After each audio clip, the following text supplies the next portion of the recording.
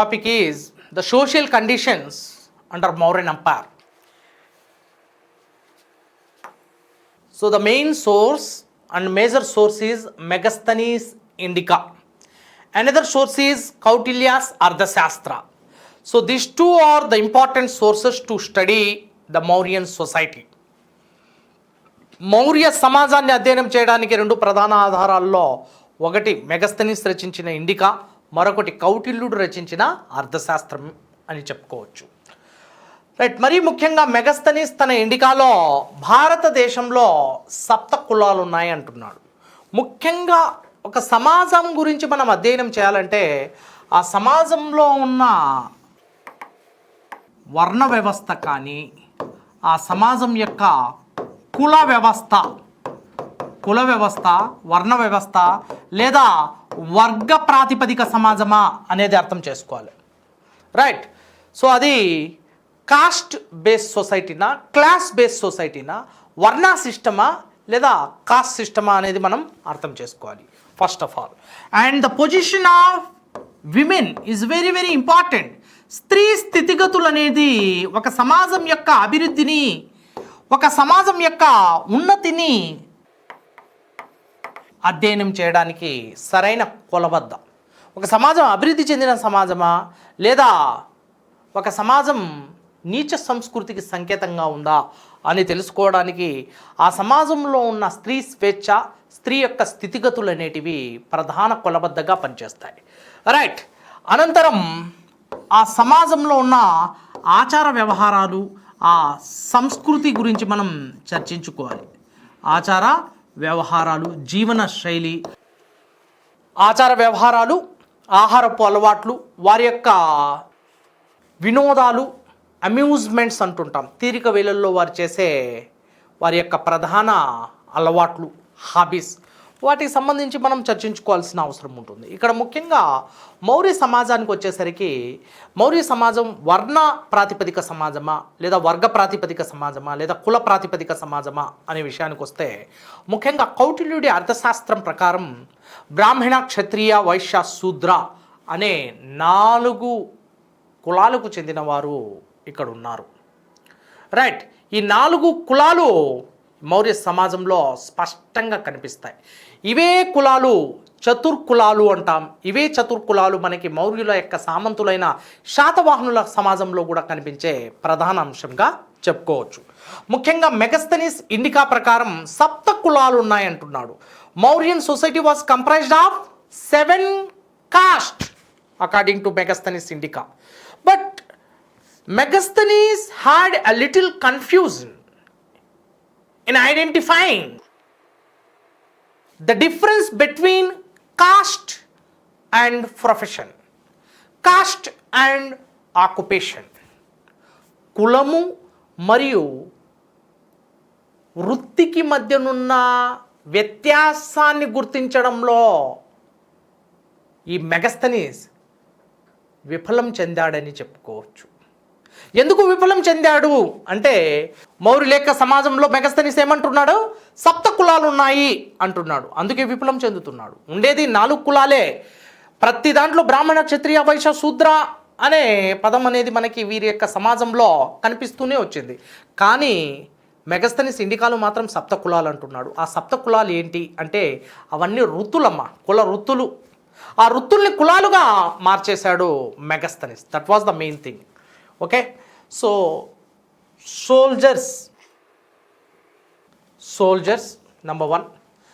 Number 2, Brahmanas here priest, పురోహితులు అంట. బ్రాహ్మణులు అంటే ఇక్కడ పురోహితులు. Priestly class association. సోల్జర్స్ సైనికులు. రైట్. అదేవిధంగా పురోహితులు అంటున్నాడు. బ్రాహ్మణ్స్ అంటే పురోహితులు. క్రాఫ్ట్స్మెన్ అంటే చేతి వృత్తుల వారు. హర్ట్స్మెన్ పశుపాలకులు. ఫార్మర్స్ వ్యవసాయదారులు. నెక్స్ట్ మెజిస్ట్రేట్స్ వీరు ఉద్యోగులు. రైట్. ముఖ్యంగా పాలనలో వీరు ప్రధాన ప్రాముఖ్యతను కలిగిన వారు magistrates. And philosophers, magistrates, councillors అని కూడా పిలుస్తుంటాం ఇక్కడ. Magistrates or councillors. And next philosophers, philosophers అంటే తత్వవేత్తలు. అంటే మౌర్య సమాజంలో సైనికులు, పురోహితులు, వ్యవసాయదారులు, పశుపాలకులు, చేతి వృత్తుల వారు, మెజిస్ట్రేట్లు మరియు ఫిలాసఫర్స్ తత్వవేత్తలు, మెజిస్ట్రేట్లు లేదా కౌన్సిలర్లు అని కూడా పిలుస్తుంటాం. ఈ 7 భిన్న వృత్తులకు సంబంధించిన వారందరినీ కులాలుగా వర్ణించాడు Megasthenes. That was the thing. But కౌటిల్యుడి అర్థశాస్త్రం మాత్రం బ్రాహ్మణ, క్షత్రియ, వైశ్య, శూద్ర అని వర్ణించడం జరిగింది. నెక్స్ట్ సోషల్ లైఫ్కి వచ్చేసరికి the main position of women was very important to study the growth and the development of society. So the position of women was subordinate to man. Women was at subordinate position. స్త్రీ పురుషుడి కింద ఉండేది. పురుషుడి యొక్క అధికారాల ముందు స్త్రీ శిరస వహిస్తూ ఒక దిగువ స్థానంలో ఉండేది. But majority women they had respectable position and they were given priority, high priority. And polygamy was the social evil was under practice. Polygamy, బహుభార్యత్వం అనేది మౌర్యుల సమాజంలో కనిపించే ఒక బలహీన దురాచారంగా చెప్పుకోవచ్చు. Polygamy, a man having more than 1 women or wife or spouse. So ఈ పాలిగమీ అనేది చాలా ఎక్కువగా ప్రబలి ఉంది మౌర్యుల కాలంలో. నెక్స్ట్ సతీ సహగమనం. This is also one of the dark spot of Mauryan society. Sati సహగమనం దురాచారం ప్రాబల్యం పొందింది, ఆచరణలో ఉండేది. రైట్. సతీ సహగమనం, బహుభార్యత్వం మరియు స్త్రీ యొక్క స్థితిగతులు దిగజార్చబడ్డాయి. అంటే స్త్రీ తక్కువ స్థానాన్ని పొందింది. Women lost her respectable position. Right. కొంతమంది స్త్రీలు మాత్రం ఉన్నత కులాలకు చెందిన వారు మంచి స్థానాన్ని కలిగి ఉన్నారు. కానీ దిగువ వర్ణాలలో రైట్ సతీ సహగమనం ఎక్కువగా కనిపిస్తూ ఉంది. ముఖ్యంగా శూద్రవర్ణంలో సతీ సహగమనానికి సంబంధించిన ఆనవాళ్ళు ఎక్కువగా కనిపిస్తూ ఉన్నాయి. అదేవిధంగా స్త్రీకి ప్రాపర్టీలో హక్కు ఉందా అంటే స్త్రీధనం రూపంలో స్త్రీకి ఆస్తిలో హక్కును కల్పించడం జరిగింది. రైట్. తన భర్త చనిపోయిన అనంతరం కూడా స్త్రీధనం రూపంలో భర్త ఆస్తి నుంచి ఈ స్త్రీకి లభ్యమవుతుంది. తండ్రి నుంచి కూడా స్త్రీధనం రూపంలో భర్తకి ఆస్తి లభ్యమవుతుంది. రైట్. ఈ విధంగా స్త్రీధన వాజ్ మెన్షన్డ్ ఇన్ కౌటిల్యాస్ అర్థశాస్త్ర రిపీటెడ్లీ. స్త్రీధన అంటే స్త్రీకి కలిగిన ఆస్తి హక్కు, స్త్రీకి ఉన్న ఆస్తి. Right. So next polygamy was under practice, sati was under practice, and child marriages were under practice, gender discrimination was under practice, right, gender equality was there. So these all are the dark spot of Mauryan society and social evils of those times. Next, slavery is also existed. According to Kautilya's Arthashastra, 3 types of slaves were available.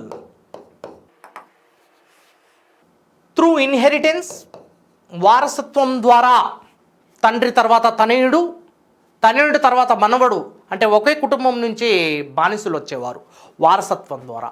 అదే ఒక కుటుంబంలో, ఒక ధనిక కుటుంబంలో ఒక బానిస పనిచేసేటప్పుడు ఆ బానిస మరణించిన తర్వాత ఆ బానిస యొక్క సంతానం కూడా అక్కడ బానిసలుగా కొనసాగుతారు. సో ఈ విధంగా వారసత్వంగా ఒక కుటుంబానికి సంక్రమించిన బానిసలు ఫస్ట్ టైప్లోకి వస్తే. టైప్ 2 క్రయ విక్రయాల ద్వారా కొనుగోలు మరియు అమ్మకాల ద్వారా, క్రయ విక్రయాల ద్వారా బానిసలు లభ్యమవుతున్నారమ్మా. మార్కెట్లలో బానిసలను నమ్మేవారు. రైట్. ఆ బానిసల్ని కొనుగోలు మరియు అమ్మకాల రూపంలో పొందేవారు ధనికులు. ధనిక కుటుంబంలో బానిసలు పనిచేస్తున్నారు. అదేవిధంగా యుద్ధాల్లో రాజ్యానికి ఖైదీలుగా చిక్కినవారు, ముఖ్యంగా యుద్ధాల్లో పట్టుబడిన వారందరినీ బానిసలుగా మార్చేసి ఆ బానిసల్ని రాజ్యం తమ యొక్క పనుల కోసం ఉపయోగించుకునేది. ఈ విధంగా రాజ్యానికి యుద్ధ ఖైదీలుగా లభ్యమైన వారు బానిసలుగా మార్చబడ్డారు. So the captives were captured in the battles were converted as slaves. So these three types of slavery can be seen. But according to Megasthanese Indica, there was no slavery. Megasthanese Indica lo ఏమంటున్నాడంటే slavery was not existed and that was not under practice during the Mauryas. మౌర్యుల కాలంలో ఇది లేదు అంటున్నాడు. So that was the major controversy. And rest of the things coming to their hobbies, playing dice, cockfighting, and playing the various games like chadarangam, that is chess, was also under practice. And next, outdoor games and indoor games were also there. And coming to their food habits, both non-vegetarians and vegetarians were there. మరియు amusements విషయానికి వస్తే మనం ఇదివరకు చర్చించుకున్నట్లు indoor outdoor ఈ రెండు games కూడా వీరి కాలంలో బహుళ ప్రచారంలోకి వచ్చాయనడంలో ఎటువంటి అతిశయోక్తి లేదు. The religious conditions during the Mauryan empire, Maurya సామ్రాజ్యంలో మత పరిస్థితి ఎలా ఉంది అంటే, మతం అనేది ఒక వ్యక్తిగత అంశం. మరి పరిపాలన విషయానికి వస్తే మతాన్ని చాలా సరళీకృతం చేస్తున్నారు అశోకుడి కాలంలో. మతాన్ని ఒక జీవన సరళిగా మార్చేస్తున్నాడు అశోకుడు.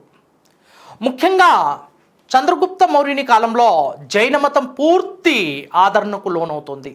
చంద్రగుప్త మౌర్యుడు గొప్ప జైన మతాభిమాని కాబట్టి జైన మతం అనేది గొప్పగా విస్తరించింది. చంద్రగుప్త మౌర్యుడి కాలంలో జైన మతం అనేది గొప్పగా విస్తరిస్తోంది. చంద్రగుప్త మౌర్యుడి కాలంలో జైన మతం అనేది చాలా గొప్పగా విస్తరిస్తోంది. సో జైనం పతాక స్థాయికి చేరుకుంది. చంద్రగుప్త మౌర్యుడు స్వయంగా సల్లేఖన వ్రతాన్ని ఆచరించే తన యొక్క దేహాన్ని వదిలేస్తున్నాడు. అంటే దీని అర్థం ఏంటంటే జైన మతం అనేది గొప్ప స్థాయిలో ఉంది. దిగంబరులు, శ్వేతాంబరులు అనే రెండు రకాల జైనులు కనిపిస్తారు వీరి కాలంలో. అదేవిధంగా మహారథులు, అనురతులు అనే జైన మతస్థులు కూడా కనిపిస్తారు ఇక్కడ. రైట్, దిగంబర మరియు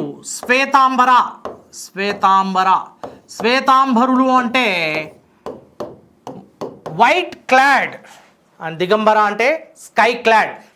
నెక్స్ట్ బుద్ధిజం, బౌద్ధ మతం గొప్ప స్థాయికి చేరుకుంది. ముఖ్యంగా చంద్రగుప్త మౌర్యుడు జైన మతస్థుడైనప్పటికీ చంద్రగుప్త మౌర్యుని యొక్క మనవడైన అశోకుడు బౌద్ధ మతాన్ని విస్తరించాడు, బౌద్ధ మతాన్ని ఖండాంతరం చేశాడు, బౌద్ధ మతం యొక్క కీర్తిని, ప్రతిష్టను ప్రపంచమయం చేశాడు అశోకుడు. చండాశోకుడుగా ఉన్న ఇతడు ధర్మాశోకుడుగా మారిపోయాడు. ధర్మాన్ని పాటించాడు, దండయాత్రలను ఆపి ధర్మయాత్రలను మొదలుపెట్టాడు. ఆ ధర్మయాత్రలలో భాగంగానే అశోక ధమ్మ అనే అంశం వెలుగులోకి వచ్చింది. తన యొక్క శాసనాల్లో ప్రతి ఒక్క శాసనంలో కూడా ధర్మానికి సంబంధించిన నియమ నిబంధనల్ని తెలియజేశాడు. రైట్, అహింస. అదేవిధంగా అహింస ఎంత గొప్ప ధర్మమో అశోకుడు శాసనాల ద్వారా తెలియచేశాడు. అశోకుడు శాసనాల ప్రకారం వ్యక్తిగతంగా ప్రతి వ్యక్తి పాటించవలసిన నియమ నిబంధనలనే ప్రవర్తన నియమావళి అంటున్నాం, ధర్మము అంటున్నాం, అశోకుడి ధర్మము అంటున్నాం. రైట్, 8 ఆకుల చక్రం, 24 spokes wheel is the main symbol of Ashoka chakra. Wheel of Ashoka has 24 spokes. దాన్నే మనం మన యొక్క త్రివర్ణ పతాకంలో ప్రధాన అంశంగా ఉంచుకోవడం జరిగింది. సో బౌద్ధ మతం అనేది అశోకుడి కాలంలో ప్రధాన మతంగా అవలంబించబడింది. ఇది ఒక మతంగా కాదు, ఒక జీవన సరళిగా అశోకుడు దీన్ని మార్చాడు. ప్రతి ఒక్క వ్యక్తి తన జీవితంలో పాటించవలసిన ప్రవర్తన నియమావళినే అశోక ధమ్మ అనే రూపంలో తీసుకురావడం జరిగింది. ఇందులో బౌద్ధ నియమాలు చాలా క్లుప్తంగా కనిపిస్తాయి. Right, Ashoka sent Buddhist missionaries to Sri Lanka in order to spread Buddhism. Right, he sent his daughter and son Sangamitra and Mahendra to Sri Lanka, Ceylon and Nepal. Charumati was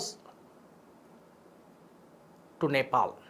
Charumati sent to Nepal. ఆ విధంగా చారుమతిని నేపాల్ ప్రాంతానికి, అదేవిధంగా సంగమిత్ర మరియు మహేంద్రను శ్రీలంక ప్రాంతానికి పంపాడు. ధర్మ మహామాతృల్ని నియమించాడు. అభిధమ్మ పీఠకాన్ని సంకలనం చేయించాడు. So the third Pitaka, the holy book and sacred scripture of Buddhism, Abhidhamma Pitaka was compiled during the period of Ashoka. So this is how Ashoka became the responsible person for the spread of Buddhism beyond the nation. So that was the great prompt and glory of Buddhism during the period of Ashoka. Right. Chandragupta Maurya was a staunch follower of Jainism, while Ashoka was a staunch follower of Buddhism. But son of Chandragupta Maurya, Bindusara, was a follower of Ajivika religion. Ajivika religion stated that determinism is the main policy. One should follow the determinism or niyati concept based on fate. Everything is already decided and no one can escape from this niyati. No one can escape from fate. తలరాత నుంచి ఎవరు తప్పించుకోలేడు. అది విధి నిర్ణయం, అది దైవ నిర్ణయం, దాన్ని తప్పకుండా పాటించాలి అంటూ అజీవిక సిద్ధాంతం తెలియజేస్తుంది. ఆ అజీవిక సిద్ధాంతాన్ని బిందుసారుడు ఆచరణలో ఉంచాడు. Right, see the situation that had been changed from time to time. Father Chandragupta Maurya was a pioneer and great paragon of Jainism, while son Bindusara was a staunch follower of Ajivika religion. And finally, the grandson of Chandragupta Maurya and son of Bindusara, Ashoka, took the path of Buddhism. See this difference. Same dynasty, same empire, and same blood. Everything is same, but the religions are different. Chandragupta Maurya, a Jain, Bindusara, an Ajivika, and Ashoka, a Buddhist. And soon after the death of Ashoka, many successors came and they adapted and followed Jainism, Buddhism. So these heterodox religions were the main religions developed during the period of Mauryas. And Brahmanism was there. And the priestly class association was also there, who were received huge respect and honorable position, noble and great position during the period of Ashoka. Ashoka clearly mentioned in his Majorarchic edicts respect to Brahman and Shraman. బ్రాహ్మణులకు మరియు శ్రామణులకు గౌరవం ఇవ్వండి, వారితో మర్యాదపూర్వకంగా వ్యవహరించండి. Right, generosity to Brahmins or priestly class association, which means Ashoka started the protection of all religions are equal. And this kind of thinking was initiated by Ashoka, none other than Ashoka. And this credit of making religious harmony and communal harmony and peace and tranquility goes none other than Ashoka. Ashoka was the most celebrated ruler of not only Mauryan Empire but empire of the whole Indian subcontinent of those times. So Brahmanism was also one of the religion. Brahmins were given great and honorable, respectable position. Let us discuss the centers of these religions. Centers of these religions. For Jainism, the centers were Mathura in Uttar Pradesh, Ujjain in Madhya Pradesh, the capital and headquarters of Avanti. Mathura, the capital of Saurasena. And next, Shravana Belogola in southern part. Shravana Belogola. This is also one of the center of Jainism in extreme southern part of India from Karnataka, the state of Karnataka. And next, for Buddhism, Magadha was the main center of Buddhism. Magadha. Next, Lumbini, Vaishali,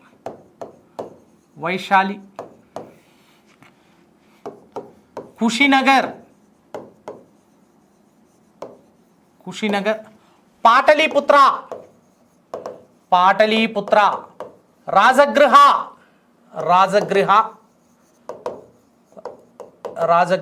Pataliputra. So Magadha is a kingdom, and Pataliputra, Rajagriha, these were the cities of Magadha. Next, Lumbini, present Nepal. Vaishali from Bihar. Kushinagar from Uttar Pradesh. And Kashmir. These all territories followed the path of Buddha or Buddhism. బుద్ధుడి యొక్క అనుయాయులు ఉన్న ప్రాంతాలు ఇవన్నీ the main centres of Buddhism. And mainly Gaya, can note it down, Gaya, Sarnath also. Gaya and Sarnath. Sarnath is located in Uttar Pradesh and Gaya in Bihar. These are all main centres of Buddhism. Next, coming to Ajivika religion. Ajivika sect was mainly spread in North India and eastern part of India. Right. So, తూర్పు మరియు ఉత్తర భారతదేశంలో అజీవిక మతం వరదిల్లింది. But బౌద్ధ మతానికి ఉన్నంత కీర్తి ప్రతిష్టలు, జైన మతానికి ఉన్నంత కీర్తి ప్రతిష్టలు అజీవిక మతానికి రాలేదు.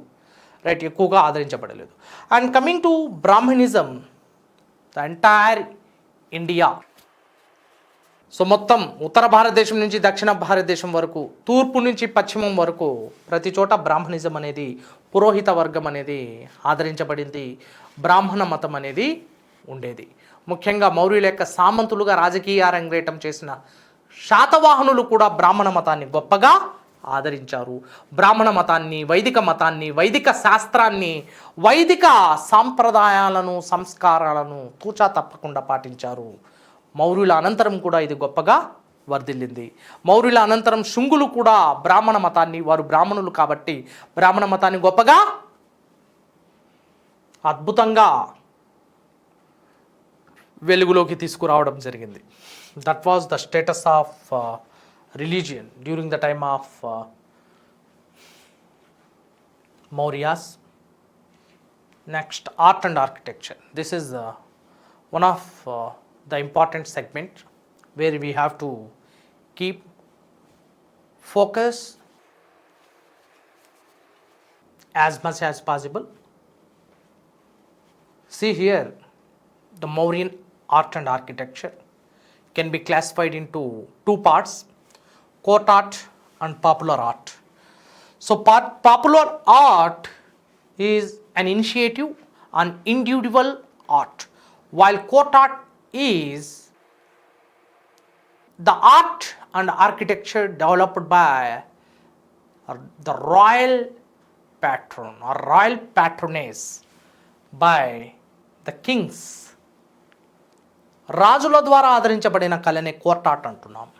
మరియు ఇండివిజువల్ అంటే ప్రతి ఒక్కరూ ఎవరైనా కూడా ఈ కళను ముందుకు తీసుకువెళ్ళచ్చు. దాన్నే పాపులర్ ఆర్ట్ అంటున్నాం. So mainly various categories under court art. So the palaces and palisades, pillars, stupas. So the court art was mainly classified into palaces or palisades, next caves, next stupas. Pillars are very important in this. Next, popular art is mainly classified into several parts: cave art, pottery art, and sculptures. Pottery means Mauryan phase comes under northern black polished ware. This term is very very important. మౌర్యుల యొక్క కాలాన్ని northern black polished ware NBPW అని పిలుస్తాం. Note it down. Next sculpture. Different types of sculptures were developed during the period of Mauryas. The sculpture of Yakshi, demigoddess, and the sculpture of Yaksha. These are the notable examples. Let us discuss first the palaces, pillars, and stupas. Architecture under the royal patronage. So first of all, palaces. So the notable example is Pataliputra and Kumrahar. At Pataliputra, the palace of Chandragupta Maurya was built in a beautiful manner. Chandragupta మౌర్యుని యొక్క భవంతి పాటలీపుత్రంలో అద్భుతంగా నిర్మించబడింది. అదే పాటలీపుత్రం సమీపంలో Kumrahar, note it down, Pataliputra, present day Patna, and Kumrahar. So at Kumrahar, the palace of Ashoka was built in a gigantic manner, right? So Kumrahar and Pataliputra, present day Patna. So these two palaces are the notable examples of their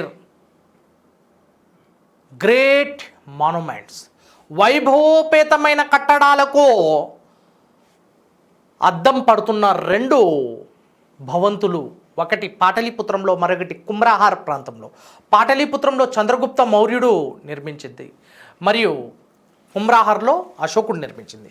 so this Pataliputra's palace had multi pillared, ఎన్నో స్తంభాలు ఉన్నాయి, అద్భుతమైన స్తంభాలు ఉన్నాయి. And wood was the principal material used in the construction. నిర్మాణంలో ఎక్కువగా చెక్కను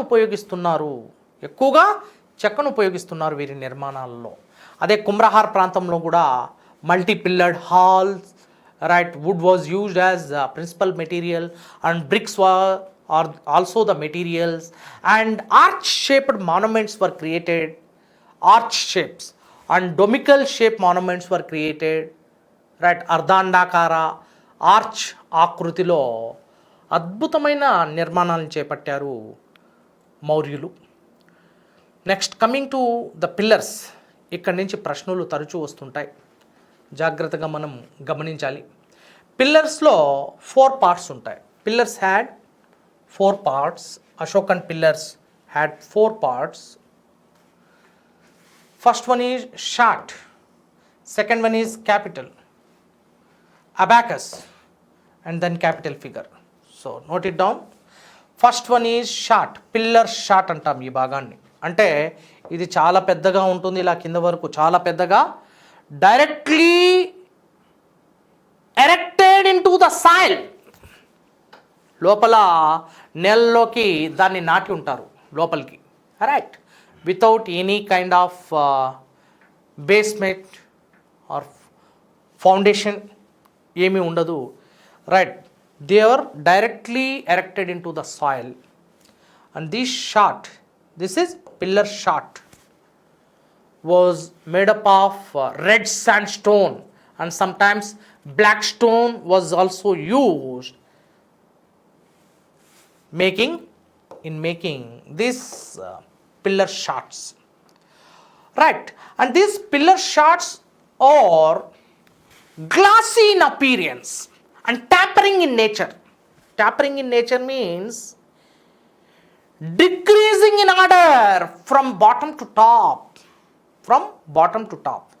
So this is called tapering. So the decrease in the circumference from bottom to top, tapering in nature, and glassy touch polishness was given. Very important thing is tapering in nature, decreasing the circumference from bottom to top. బాటంలో దాని యొక్క చుట్టుకొలత చాలా పెద్దగా ఉంటుంది. See here at the bottom level the circumference is more than the top level. బాటంలో ఇక్కడ చాలా ఎక్కువగా ఉంటుంది, ఇక్కడ పైకి వచ్చేసరికి తక్కువ అవుతూ వస్తుంది. See, so this is called tapering. Okay, next coming to this part, and this is also very very important part, this part, and this is called an inverted lotus. An inverted lotus, bell shaped abacus. Okay, inverted lotus, very very important. ఈ inverted lotus అంటే ఏంటంటే ఒక బోల్తా పెట్టిన తామర పువ్వు ఉంటుంది. బోల్తా పెట్టిన తామర పువ్వు, రైట్? ఈ తామర పువ్వు see here, so this is called inverted lotus. So this inverted lotus is crowned on the pillar shot. ఈ పిల్లర్ మీద, స్తంభం మీద ఒక ఇన్వర్టెడ్ లోటస్ చాలా అందంగా చెక్కబడి ఉంటుంది, right? But here an abacus, this is called abacus base, right? Sorry, capital base అంటాం దీన్నే, క్యాపిటల్ బేస్ అంటాం దీన్ని. అబాకస్ అంటున్నాం. బెల్ షేప్ అబాకస్, ఒక బెల్ ఆకారంలో ఉన్న అబాకస్ అంటాం. But this is the base for the Animal, base for the Animal to SIT in right manner. So ఇక్కడి వరకు ఒకే స్టోన్ ఉంటుందమ్మా, రైట్? ఇక్కడి నుంచి, so this is monolithic, but ఇక్కడ పైకి వచ్చేసరికి ఇక్కడ బేస్ ఉంటుంది. ఈ బేస్ మీద ఎనిమల్ ఫిగర్ అనేది ఉంటుంది. దీన్నే క్యాపిటల్ అంటాం ఆర్ క్యాపిటల్ ఫిగర్ అంటాం. This is called capital figure, right? Sometimes lion was used as capital, and sometimes ox or bull, sometimes horse, and sometimes 4 lines, and sometimes single line, and sometimes horse. So bull capital was there, horse capital, single line capital, and elephant capital, and 4 lines capital. Ila different types of capitals were used. At Sarnath is a famous place of material excavations or material remains with respect to the Mauryan art and architecture. And here Ashoka created a beautiful capital, that is 4-line capital. Sarnath ప్రాంతంలో అశోకుడు నిర్మించిన 4 సింహాల జంతు బొమ్మతో కూడిన స్తంభం అత్యంత అద్భుతంగా, రమణీయంగా, గొప్పగా చెక్కించాడు, రైట్? దీని యొక్క క్యారెక్టరిస్టిక్ ఫీచర్స్ గురించి మనం ముందు చర్చించుకుందాం. ఫస్ట్ ఆఫ్ ఆల్, దీన్ని భారతదేశం నేషనల్ ఎంబ్లమ్గా గుర్తించడం జరిగింది, జాతీయ చిహ్నంగా గుర్తించారు, right? But the minor changes, inverted lotus was removed and replaced by Satyameva Jayate. Satyameva Jayate. Satyameva Jayate was taken from Mundakopanishad to our national emblem. మన జాతీయ చిహ్నంలోకి ముండకోపనిషత్, వేదాల్లో ఉపనిషత్తులు ఉంటాయి, ఉపనిషత్తుల్లో నుంచి సత్యమేవ జయతే, ట్రూత్ అలోన్ ట్రయంఫ్ అనే వ్యాఖ్యను మనం తీసుకున్నాం. రైట్, ఇక్కడ ఈ బోల్తా ఉన్న తామర పువ్వు స్థానంలో సత్యమేవ జయతే అనే ఆ వ్యాఖ్యాన్ని మనం తీసుకున్నాం. మిగిలిన దాన్ని సారనాథ్ పిల్లర్ క్యాపిటల్లోని ఆ 4 సింహాల ఆ క్యాపిటల్ని యాజ్ ఇట్ ఈస్ తీసుకోవడం జరిగింది. So this is 4 lines in roaring form, back to back lines were standing on a bell-shaped abacus base in a roaring form, facing the 4 cardinal directions of Indian subcontinent, which is the direct indication of Ashoka's huge spread of the empire, geographical extent of Ashokan Empire, Magadhan Empire or Mauryan Empire. So these 4 lines were facing the 4 cardinal directions: east, west, south and north. And these 4 animals or 4 lines symbolize the 4 qualities of an Indian king: pride, power, courage and confidence.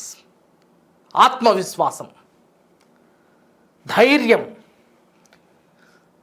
గర్వం, శక్తి, వీటన్నిటికీ ప్రతిరూపాలుగా ఈ 4 సింహాలు మనకు కనిపిస్తున్నాయి.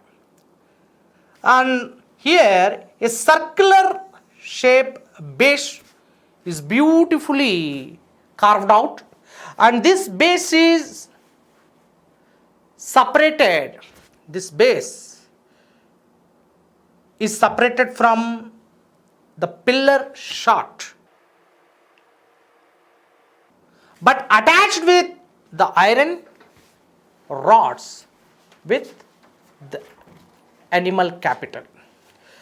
And this base had 4 animals, and these 4 animals were beautifully carved and chiseled out of the stone and depicted in a beautiful approach. Each animal was separated by a 24 spokes wheel of Ashoka. అశోకుడు యొక్క 24 ఆకుల చక్రం ద్వారా ఒక్కొక్క జంతువు వేరు చేయబడుతోంది. So 4 Ashoka చక్రాలు ఉంటాయి, 4 జంతువులు కూడా ఇక్కడ మనకి కనిపిస్తుంటాయి. So this is about today's topic.